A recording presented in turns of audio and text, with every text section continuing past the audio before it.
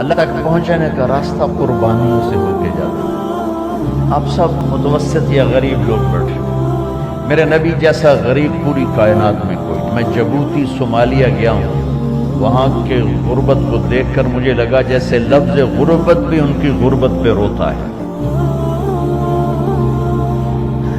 ایسی غربت میں نے پورے پاکستان میں کہیں نہیں دیکھی جو میں نے جبوتی میں دیکھی، صومالیہ میں دیکھی، کیمرون میں دیکھی، چاڈ میں دیکھی، سوڈان میں دیکھی۔ 24 گھنٹے میں ایک دفعہ بھی کھانا نصیب نہیں۔ ہمارا غریب سے غریب آدمی 24 گھنٹے میں چولہا جلا بیٹھتا ہے، لیکن میرے نبی پر جو غربت آئی، کوئی ہے پوری دنیا میں تو اللہ نے مجھے پھرائی ہے جس کے گھر میں 2 مہینے چولہا نہ جلتا ہو۔ میرے نبی وہ فقیر تھے جن کے گھر میں 2 مہینے چولہا نہیں جلتا تھا۔ ایک رات آپ سوئے ہوئے، کبھی یوں کروڑ بدل اور کبھی یوں کروڑ بدل، بار بار حضرت عائشہ کے ساتھ۔ تو تھوڑی دیر کے بعد آپ تھوڑا سا آگے ہوئے اور چارپائی کی جو لکڑی ہوتی جس پر باندھ بن ہوتا ہے، اس پہ پیڑ کو یوں فکس کر کے اور نیچے لٹک کے دھڑ آدھا نیچے لٹک، فَكَانَ قَابَ قَوْسَيْنِ أَوْ أَدْنَىٰ۔ واہ واہ واہ، کیا مقام ہے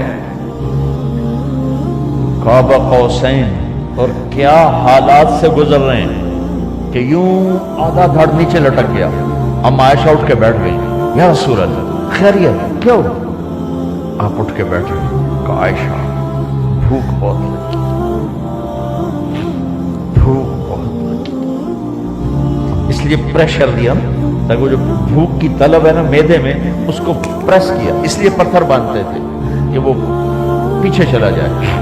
آپ مسجد میں تشریف فرما تھے، ایک صحابی نے کر یا رسول یہ دیکھیں، کپڑا ہٹایا، یہ دیکھیں میں نے پیڑ پہ پتھر باندھا۔ جن کے لیے کائنات بنائی، جنہیں اپنا حبیب کہا، جن کے چہرے کی قسمیں اٹھائیں، والضحیٰ، جن کی زلفوں کی قسمیں اٹھائیں، واللیل اذا سجا، جن کے منہ سے نکلے بول کی قسم اٹھائی، وقیلہ، جن کے کتاب کی قسم اٹھائی، والقرآن المجید، جن کے شہر کی قسم اٹھائی، وہذا البلد الامین۔ اتنی بڑی ہستی ہیں، آپ نے کہا ذرا ادھر دیکھو، آپ نے پیٹ سے کپڑا ہٹایا تو آپ نے 2 پتھر باندھے، دیکھو میں نے 2 باندھے۔ کوئی ایسا فقیر ہے دنیا میں دکھاؤ؟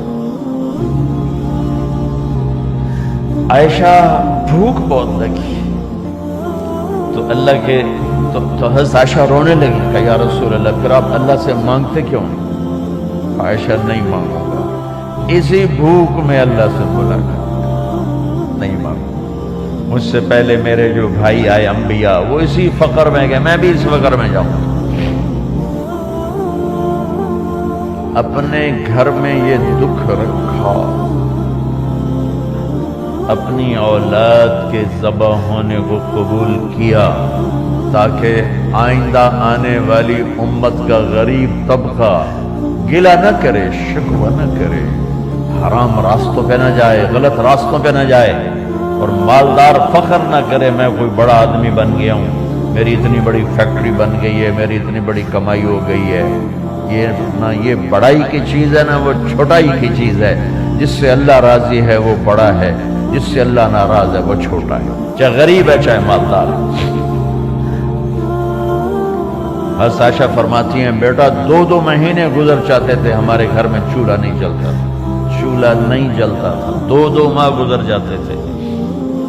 ایک دفعہ باغ میں تشریف لے گئے، عبداللہ بن عمر آپ کے ساتھ ہیں، صبح کا وقت ہے، تب کھجوریں گری پڑی جو ملک نہیں ہوتی، کسی کوے نے ٹھونگ ماری، کسی طوطے نے اس کو ایسے ہی وہ اس کو ٹک دیا اپنی اس کے ساتھ چونچ کے ساتھ، تو وہ گر پڑی۔ اب اٹھا کے صاف کر کے کھا رہے تھے اور عبداللہ سے کہہ رہے تھے عبداللہ تو نہیں کھاتا؟ انہوں نے کہا جی مجھے بھوک نہیں ہے۔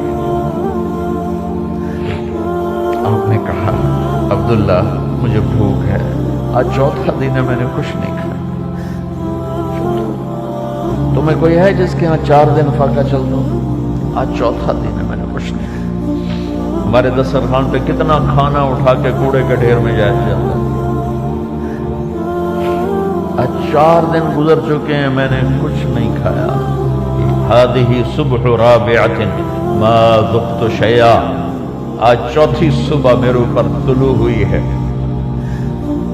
ایک لقمہ نہیں کھایا. آپ مسجد میں بیٹھے تھے, کعب بن عجرہ آئے تو آپ کو دیکھ کر ایسے کہنے لگے یا رسول اللہ مالی اراکا متغیر اللون. یا رسول اللہ آپ کا چاند سا چہرہ چمکتا آج مرجھایا ہوا کیوں نظر آ رہا ہے؟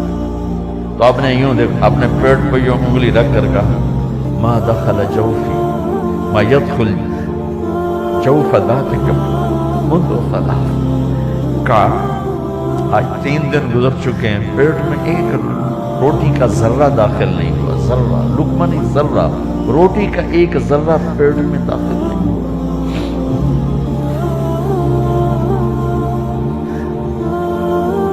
تو اتنی بڑی رسالت, اتنی بڑی نبوت,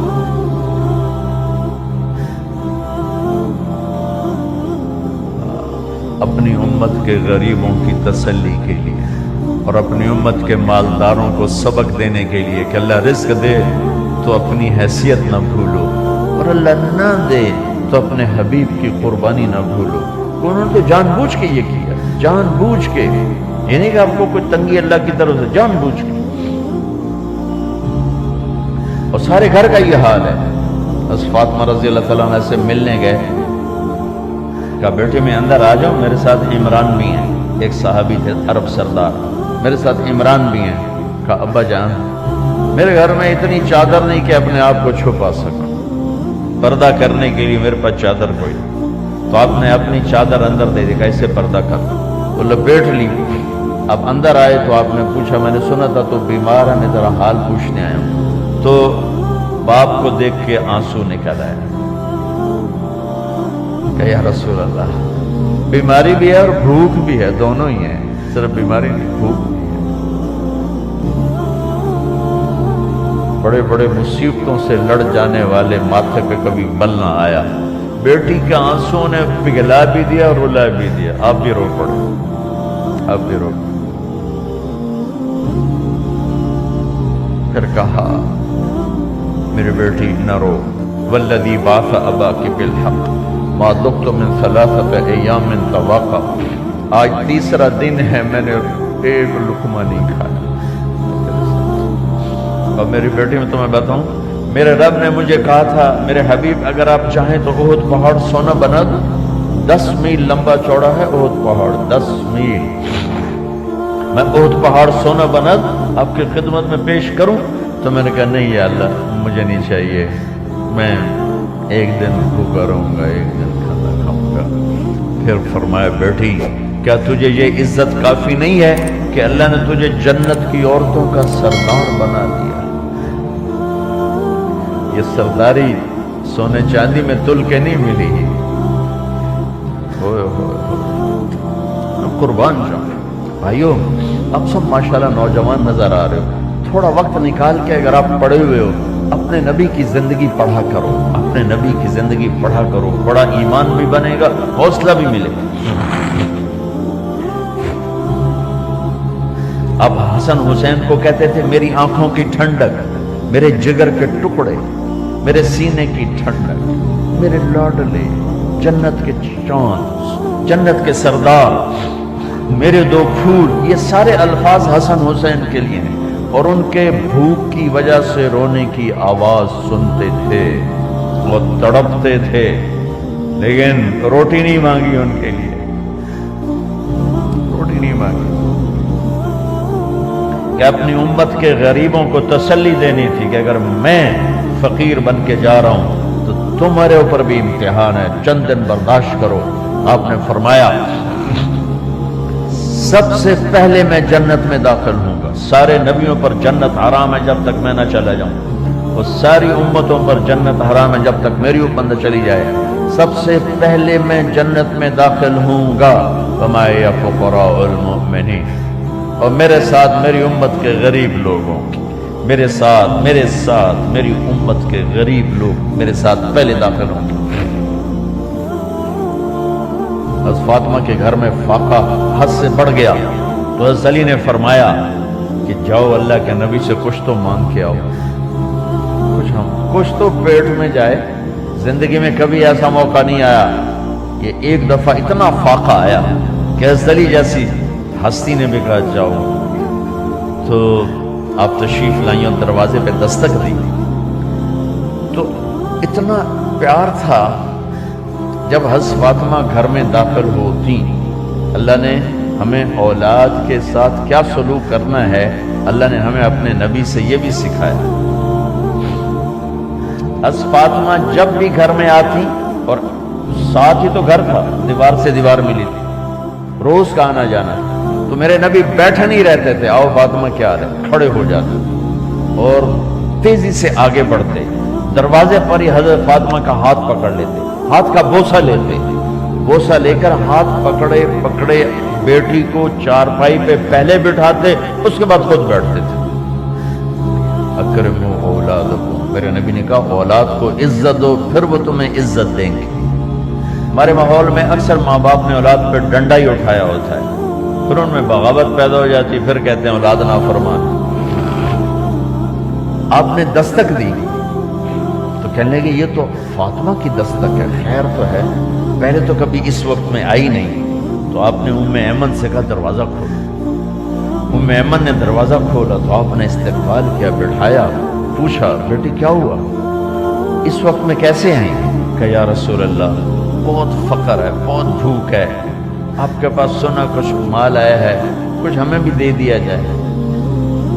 اتنی صابر بیٹی زندگی میں ایک دفعہ بھوک کی شکایت لے کر آئیں، اور آگے باپ نے پھر پیپر لے لیا، پھر امتحان میں ڈال دیا.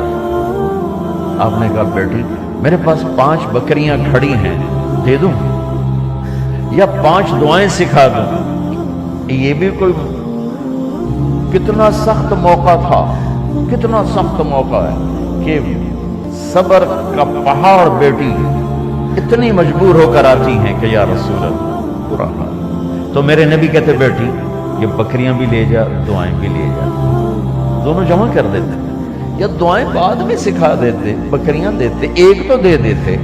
پر امت کے غریبوں کو تسلی دینی تھی، چونکہ امت میں اکثر طبقہ غریب ہوگا. تو آپ نے کہا بیٹی 5 بکریاں دو یا 5 دعائیں دو. تو وہ سمجھ گئیں اپنے باپ کے مزاج کو کہ ابا جان امتحان لے رہے ہیں. تو کہا ابا جان بکریاں چھوڑ دیں، مجھے دعائیں سکھا دیں، مجھے بکریاں نہیں چاہیے. بھوکے کی رات بھی گزر جاتی ہے اور بھوکے کا دن بھی ڈوب جاتا ہے. تو آپ کا چہرہ ایسے کھل گیا کہ میری بیٹی پاس ہو گئی. کہا بیٹی آپ تم دعا میں یہ کہا کرو یا اول الاولین یا آخر الاخرین یا ذا القوة المتین یا راحم المساکین یا ارحم الراحمین. یہ تیرے لیے 5 بکریوں سے اعلیٰ چیز. اب گھر واپس گئیں خالی ہاتھ. حضرت علی نے فرمایا تو کچھ بھی نہیں لائی؟ کہ نہیں لائی ہوں، بہت کچھ لائی ہوں. کہا کیا؟ کہ میں دنیا لینے گئی تھی، آخرت لے کے آ گئی. ذهبت للدنیا وجئت بالآخرہ. تو حضرت علی نے فرمایا تیرا آج کا دن سب سے اعلیٰ دن، خیر ایام کی حال. داماد کا امتحان لے لیا. حضرت علی کو بلا لیا، علی 5000 بکریاں دو کہ 5 دعائیں دو؟ وہاں تو 5 بکریاں، اب 5000 کر دیں. علی 5000 بکریاں لیتے ہو یا 5 دعائیں لیتے ہو؟ وہ بھی سمجھ گئے کہ آج میرا محبوب مجھ سے امتحان لے رہا ہے کہ علی کتنا کو مضبوط ہے اپنے ایمان میں. اور فاقے میں نے بتا دی کیا گزر رہے ہیں. آدمی اپنی بھوک سہ لیتا ہے، اولاد کا رونا برداشت نہیں ہوتا ہے.